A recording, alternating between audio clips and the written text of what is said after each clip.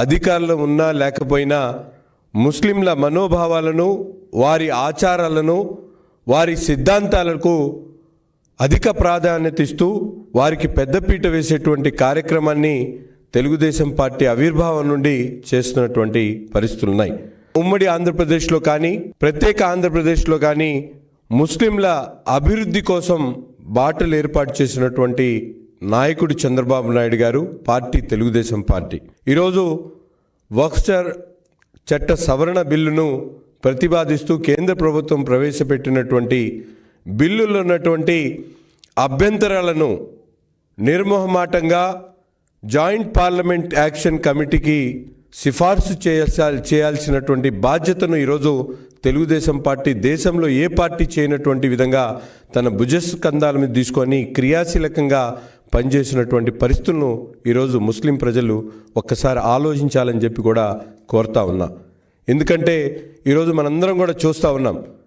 గతంలో ముస్లింల పక్షపాతి అని చెప్పి గొప్పలు చెప్పుకున్నటువంటి వైసీపీ నాయకుడు జగన్మోహన్ రెడ్డి గారు ఈరోజు ఎందుకని పార్లమెంట్లో తన ఎంపీల ద్వారా సవరణను ఎందుకు ప్రతిపాదించలేదని చెప్పి సూటిగా ఈ సందర్భంగా నేను ప్రశ్నిస్తూ ఉన్నా. అంతేకాదు, సాక్షాత్తు ఒక పార్టీకి అధినేతగా ఉన్నటువంటి జగన్మోహన్ రెడ్డి గారు ఈరోజు రాష్ట్రంలో ముస్లింల మనోభావాలను గౌరవిస్తూ ఎందుకు తన ఆలోచనను, తన విధానాన్ని ఎందుకు బహిర్గతంగా మాట్లాడలేదని చెప్పి ఈ సందర్భంగా జగన్మోహన్ రెడ్డి గారిని ప్రశ్నిస్తూ ఉన్నా. కేంద్ర ప్రభుత్వం ప్రవేశపెట్టినటువంటి వక్ఫ్ బిల్లుకు సంబంధించి ఈరోజు ముస్లింల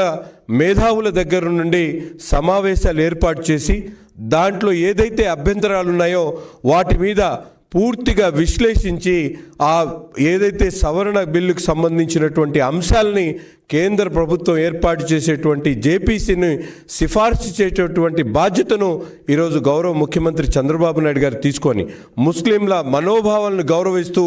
3 సవరణలను పెట్టినటువంటి మాట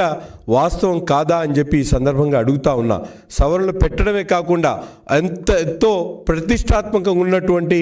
ఈ బిల్లుకు సంబంధించినటువంటి అంశాల్లో ముస్లింలు ఎంతో భయపడుతున్నటువంటి అంశమైనటువంటి ముస్లింయేతరులను వక్ఫ్ ఆస్తుల్లో, వక్ఫ్ బోర్డుల్లో నియమించేటువంటి ప్రక్రియకు ఈరోజు సవరణ చేసేటువంటి కార్యక్రమాన్ని చేసినటువంటి పార్టీ తెలుగుదేశం పార్టీ అనేటువంటి విషయాన్ని ఈ సందర్భంగా తెలియజేస్తా ఉన్నా.